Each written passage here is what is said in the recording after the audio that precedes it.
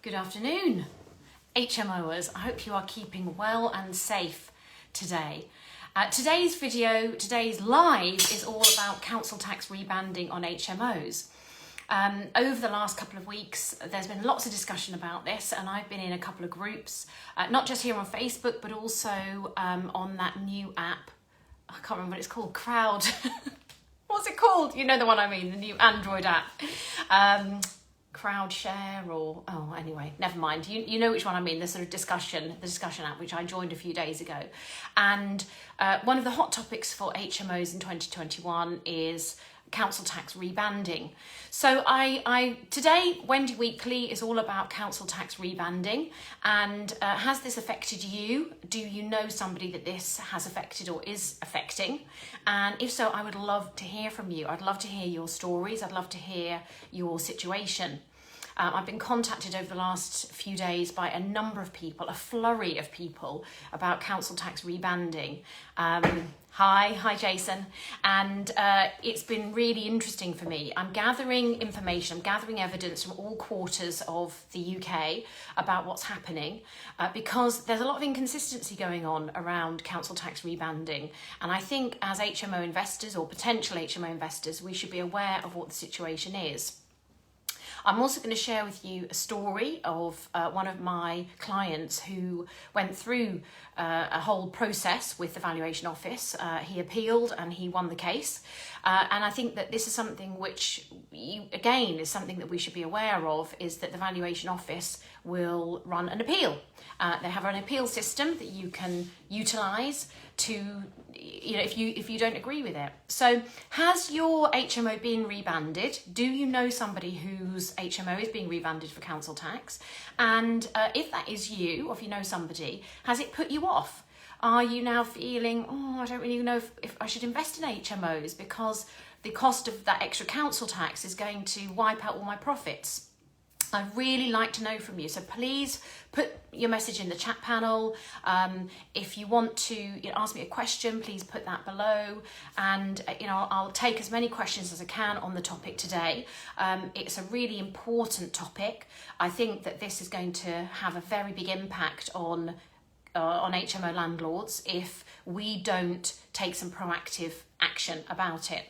I've got a couple of phone calls today and tomorrow with people who've either been affected by the HMO rebanding or they are talking to the government about this right now. I'll come on to that as well. How should we address this? What should we do if you're an HMO rebanding of your HMO? How can you address this? So let me just give you a quick overview. If you're new to HMOs or you're new to the whole council tax rebanding situation, what's the current situation? Well, as you know, in British law, we have an awful lot of different legal positions, and of course, a normal property, a C3 property, one that's classed as C3 in HMO terms, is one which is a normal domestic dwelling, a normal domestic residence, and that will be banded for council tax. Now, this goes back to a law many moons ago, which was the Local Government Act, which was really all about rates. When I was a child, we didn't have council tax, we had rates. You might remember having rates. Your parents might have talked about the rates that they had to pay. Now, those rates were to pay for street lighting, bin collection, repairs to the roads, etc. And that Ratable system had been instigated in the 1960s. Now, fast forward to the early 1980s, and when Margaret Thatcher was in power, when she was our Prime Minister, she brought in the idea of the poll tax. Now, you might remember the poll tax. I vaguely remember the poll tax. And when it was introduced, there was uproar. The idea behind the poll tax was, rather than you being taxed or rated per property, you'd be rated by your individual habitable status. So the tax was no longer dependent on the property, it was dependent on you as an individual. So you would have a family where maybe there were 5 adults living there, they may all be related, and they would each have a poll tax.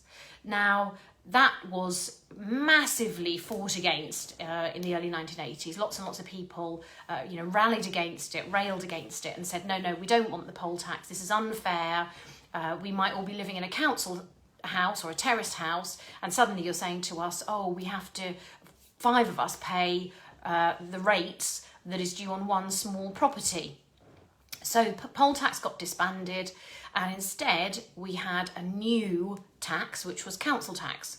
So council tax was brought in, and this was levied against the property. And this is, of course, why we have big properties lived in by, 1 or 2 people. An elderly person might be living in a 4-bedroom detached property, but they pay the same amount. Of course, they get a bit of a discount for being a single person, but their council tax is exactly the same as somebody who's in a 4-bedroom detached property, and there might be 5 adults living there. Now, of course, the 5 adults living in one property takes up more council services than 1 adult living in a property. And that's why you have the single person discount, because the council recognises that as a single person you'll be using less of their facilities than if there were 5 of you in one property. But despite all of that, it still isn't particularly a fair system. If we're talking about fairness, council tax is not one of those that you'd put in the bucket of this is a fair system. Let's talk about HMOs. So when you buy and refurbish an HMO, that HMO still is a single dwelling. If it's less than 7 bedrooms, so if it's 6 bedrooms or fewer, it would be a C4 property. And if you've been on any of my training courses, you'll know that we talk a lot about the planning classes and how to make sure that your property is in the right planning class and how to have the advantage of different planning classes. But C4 property is the kind of typical HMO planning class. That still only requires 1 council tax banding. And most HMOs, the majority of HMOs, only have 1 council tax bill because they're counted as being a bit like that house where you might have 5 adults living there who are related, and therefore they all pay they almost share in the 1 lot of council tax. So we now have HMOs where traditionally they've only had 1 banding, 1 lot of council tax, and in law it is the responsibility of the landlord to pay that council tax. So generally, if you own your HMO, you will be responsible for paying the council tax on that building as well. If it's a student HMO, students are exempt from HMO. Certain other people are exempt from HMO as well. From council tax as well. Unemployed people don't have to pay council tax. There are discounts available as well for single people, but for other people as well, and certain types of benefits. So council tax has some characteristics which can reduce the amount of council tax that you pay, but still your property is what's called rateable. Going back to that original ratings phase, your property has a rateable value. And in every local council will have a number of different bands. So your property may be band A, B, C, D, E, F, or I think G is the highest. And those bands haven't really been altered for probably 20 years. And of course, the government doesn't really want to get into rebanding or altering those bands because there's always a lot of uproar about it, because it's one of those taxes which, we don't want to pay, do we? We pay enough taxes as it is. Who wants to pay more tax? Nobody. So there's always an uproar when governments decide to kind of mess around with taxes, and I think this is one they want to leave well alone. So what's the situation we find ourselves in right now?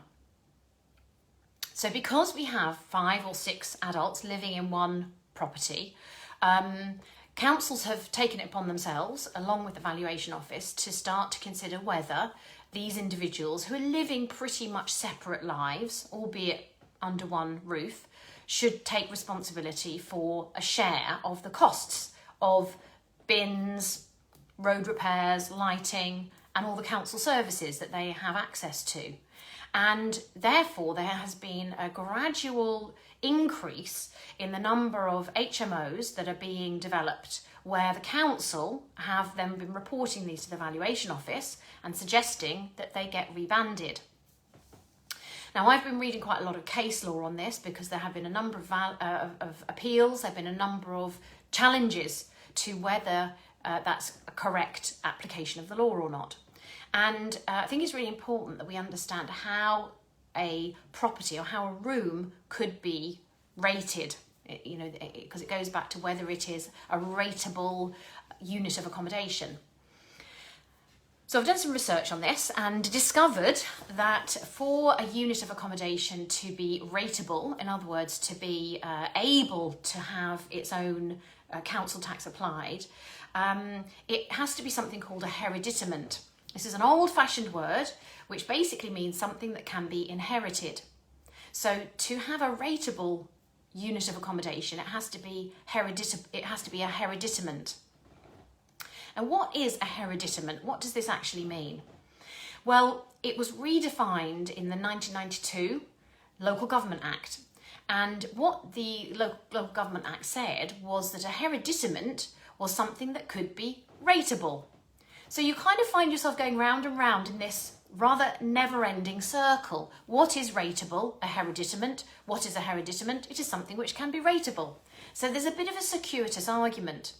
And of course, this is where those of us who are not used to dealing with the legal side, or we're not experts in dealing with the legal side of property, can get a bit confused, and it can become, you know, a legal nightmare, a legal ball of wool. But the hereditament defines a habitable residence as something which has 4 characteristics. And I'm actually just going to get up my notes on this one so I can read this out and be completely accurate with you what those are. Now you might think, good grief, Wendy, you've gone into this in some detail. And I absolutely have. And the reason I've gone into this in some detail is because I feel, as you know, if you follow me and you've listened to my posts and my lives, I can get a bit hot under the collar about issues to do with government, tax and property.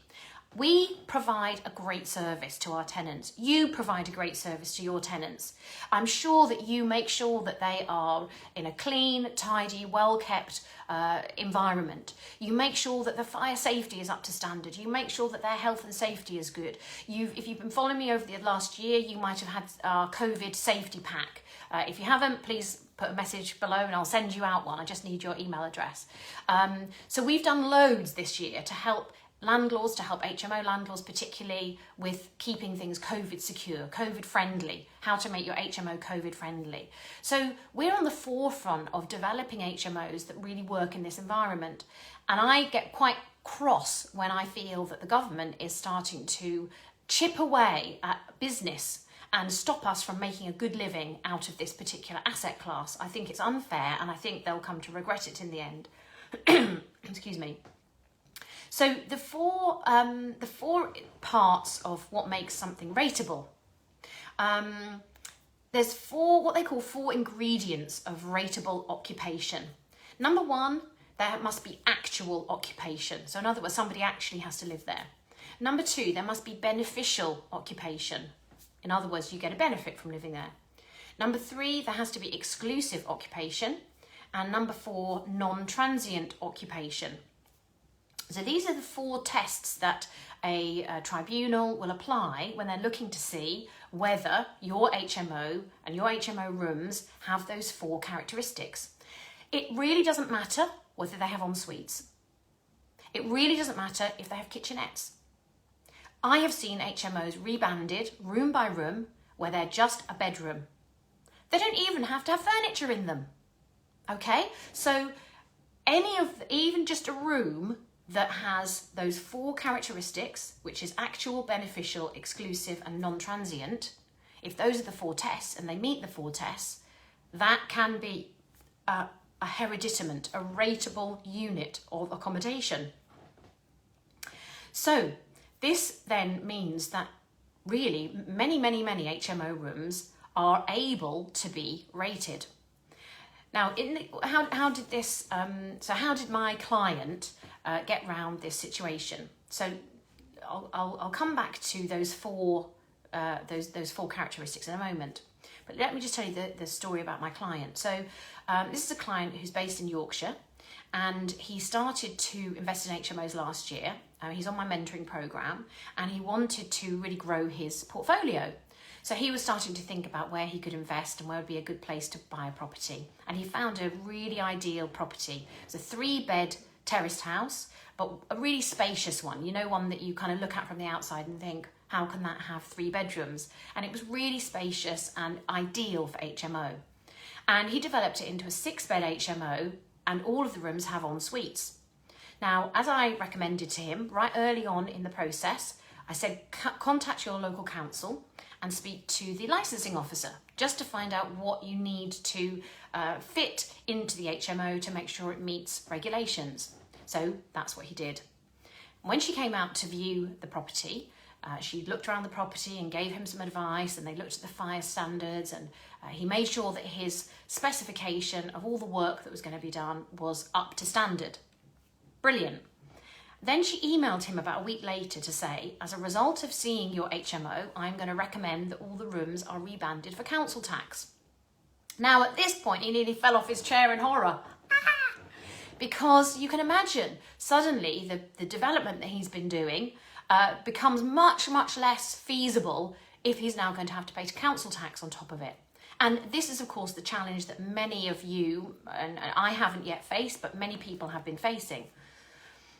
So I then worked with him, and we devised a plan of action. And this is where I started to do my research and deep dive into this.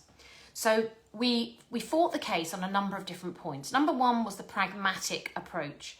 In other words, if, for example, the tenants wanted to claim single-person council tax, that they would have to start paying the council tax themselves, which would mean that the landlord wouldn't be paying the council tax, and it would be much harder for the council to collect that council tax because there's a much higher turnover of individuals in HMOs. We also argued from the point of view of the layout that they had a shared kitchen. So they had en suites, but they were having a shared kitchen, which means that each of these is not self-contained. However, the Valuation Office refuted that. And it's true that if you look in case law, you don't have to have a self-contained unit of accommodation to make something rateable. It doesn't have to be self-contained at all. So, which I think is a very important point. And this is where the risk comes in for HMOs. So even if you have non-self-contained accommodation, so even if you have a shared kitchen and shared bathrooms, your rooms could still fall into the rateability test. They could still meet the rateability test and still be liable for council tax. So we put forward this argument. And then the last piece of the puzzle that I suggested that we also argue on is the non-transient part. You see, my contention is that many HMO tenants don't stay long-term in a property. They're there for a few months at most. And there was a case that came up in 2013 where there was a test, there was an appeal made against a council who had tried to put council tax on a boat, a houseboat. And in the final summing up of this particular case, it turns out that the boat was capable of being licensed, of being taxed, of being rateable, and council tax was applied.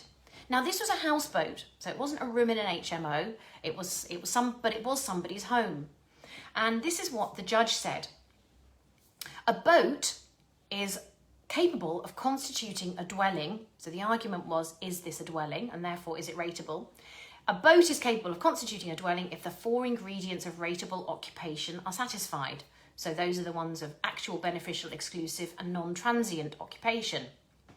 Now, this is a really interesting point, and this is one which I'm going to be doing a bit of work on and finding out a bit more about. This is what the judge said: the matter of the occupation being not too transient cannot be ignored. The occupation must have the character of permanence. That's what he said. The occupation must have the character of permanence. Rateable occupation does not arise for a resident who is only occupying for a matter of days or weeks or even months. The occupier must have put down some roots which tie him or her to indefinite occupation and make him a settler in the property rather than a wayfarer passing by.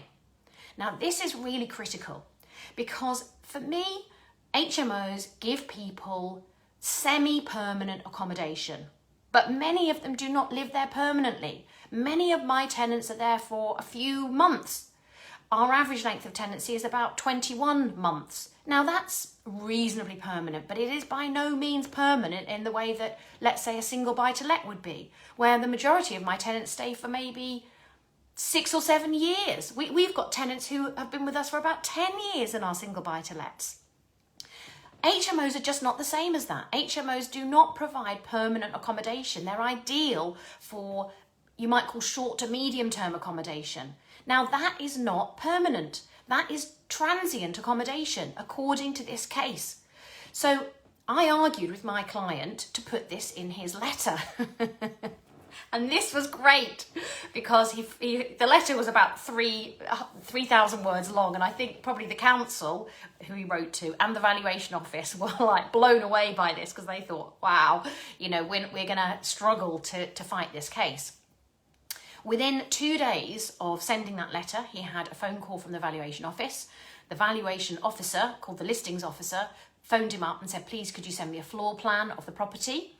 He sent across a floor plan of the property, and he said immediately, the valuation officer said, we are going to refute this extra banding. We're going to turn it right back to a one banded property. So the 6 council taxes, which he was paying up until then, costing him, you know, £600 extra per month.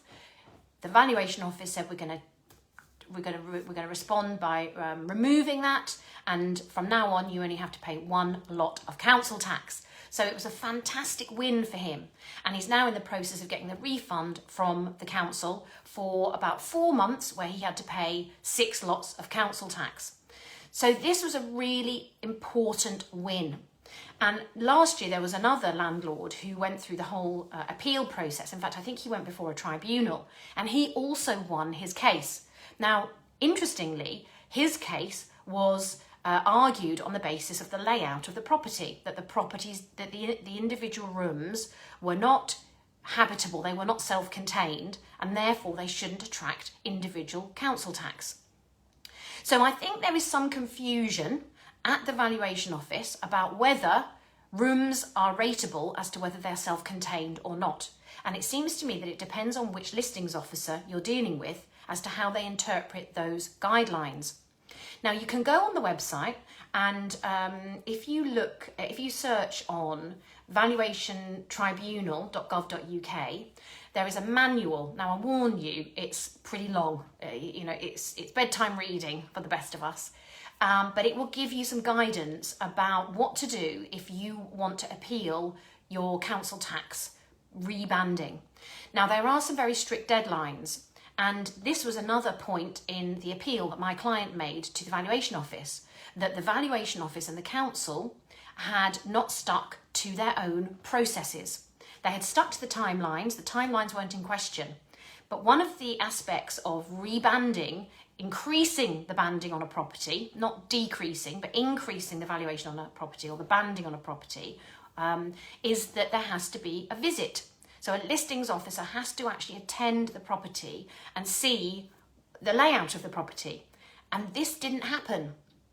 Now, this is really vital, because one of the ways in which we as normal citizens of the UK have a right to appeal against judgments that are made against us is if somebody doesn't follow the correct process. It might be that the outcome is in fact correct, but if they don't follow the correct process, that is a really important part of the law. So following the correct process in terms of applying the rules from the Valuation Office or from the council is really important that we understand what that is. And if you look at that guide, it will tell you what the correct process is that they need to follow to reband rooms. They need to follow the timescales, and they need to follow the actual step-by-steps which they've laid out that they will follow. And if they don't, you can appeal against the process that was adopted to reband those rooms. So, good news for my client is he won the case, and he now has gone back to having 1 council tax for 6 rooms. Those 6 rooms are obviously still en suite, and there's a shared bathroom. Sorry, a shared kitchen, I should say, shared kitchen. But what does this mean for you? What does it mean for us in terms of rebanding of HMO rooms? Well, I think what it means is, first of all, we have to get educated about this. If you are developing a large HMO in particular, it seems to be much more prevalent if you're developing a property that is 6 beds or more. And if you're developing a property 6 beds or more, maybe going through the planning process, you're much more likely for the council officer to escalate your case, your property, to the Valuation Office. Now, at that stage, that person, the council officer who has escalated the case to the Valuation Officer, you should start to take some detailed notes about what's said and how it is said and when it is said. Keep a real record, a really good record of what information you get from the council, because they have to apply to the Valuation Office within a certain timescale to have your property rebanded. And if they fall out of that timescale, and I believe that timescale is 3 months, if it is a brand new property or a property that you have just bought, or it's 6 months if you have redeveloped the property. So if the council, what's sometimes called an interested person or an interested party, and they're of course interested because why do you think they're interested? Because it's more tax.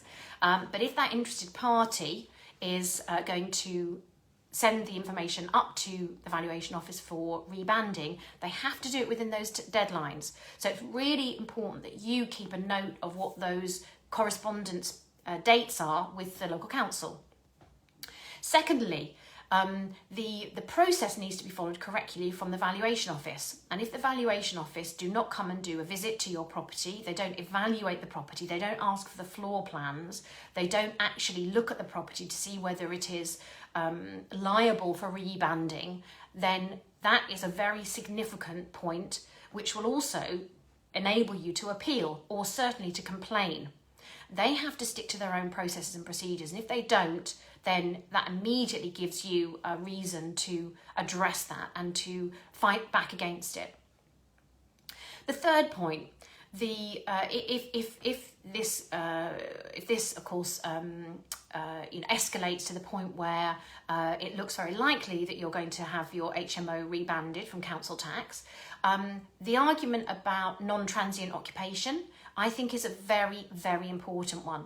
And the case that I cite here, which is Reeves versus Northrop 2013, for your reference, it's very clear that non-transient occupation is a key part. In other words, permanent occupation is a key part of that definition. And I think this is, again, being ignored by the Valuation Office. Maybe they haven't seen this. This was, of course, regarding a boat, but nevertheless, the same tenets, the same principles apply to HMOs. So that is my, not very brief, but my overview about the legal situation regarding rebanding of rooms in HMOs. The other area of this, in terms of why I'm getting involved in this, and probably it's going to be a little bit of a fight, I would imagine, but that's okay, I'm up for a fight. One of the reasons why I'm also really interested in this is because it's being done so indiscriminately.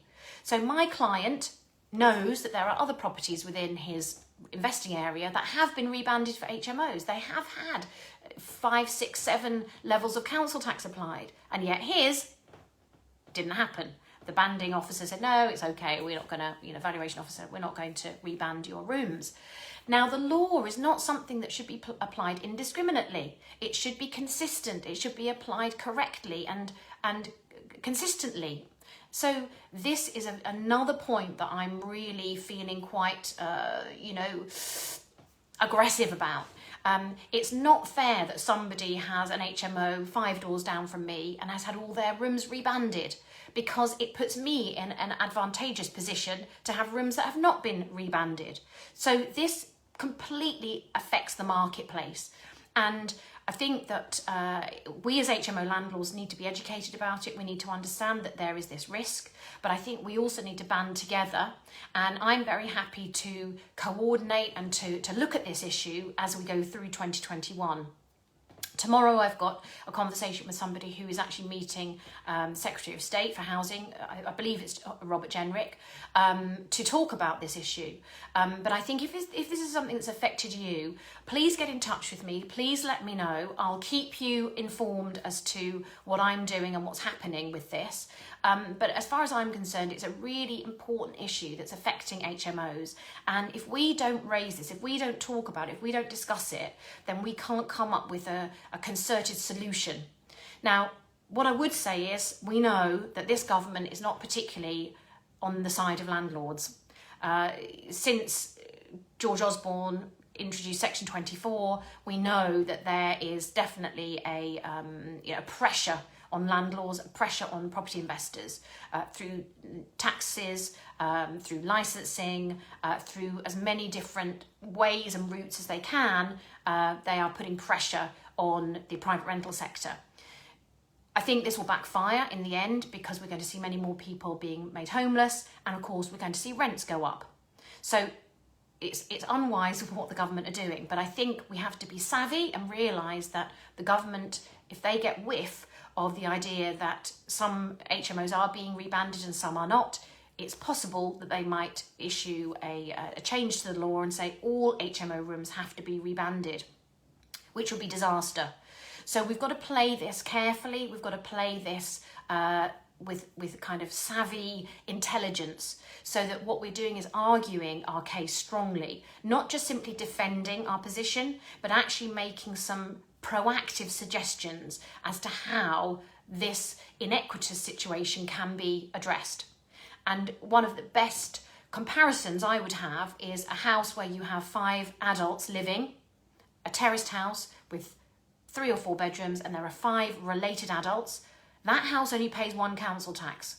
Why is it then that a house 2 doors down with 5 unrelated adults who are living probably identically, they have 5 levels of council tax?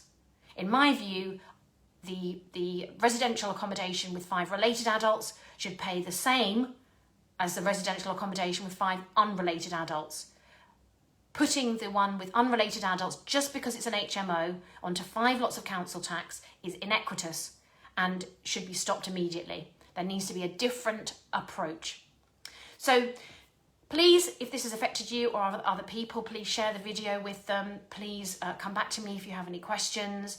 If I can help you in some way, I'd love to help you. I'd love to give you some of my research and the documentation that I've been looking at to help us as HMO landlords, because I want you to have a profitable HMO business, and I'm here to help you do that. As I said, on our training, we offer in-depth education and training for people who are looking to develop their HMOs, and part of that is some of this rather kind of immediate and fast knowledge that we bring to the table, and we try and stay ahead of the curve, ahead of the trends, so we can help you on your journey to developing your business. Thank you very much indeed for watching me today. Thank you very much for partaking in the live, and please stay tuned for updates. I'll be posting them on the Ultimate HMO Success System page, and this will also go into my podcast tomorrow, so you can re-listen to it again on the podcast tomorrow if you subscribe to that too. Look forward to speaking to you very much, and thank you very much for listening today, and I shall speak to you, if not before, next Thursday, Wendy Weekly Live. Take care, have a great week.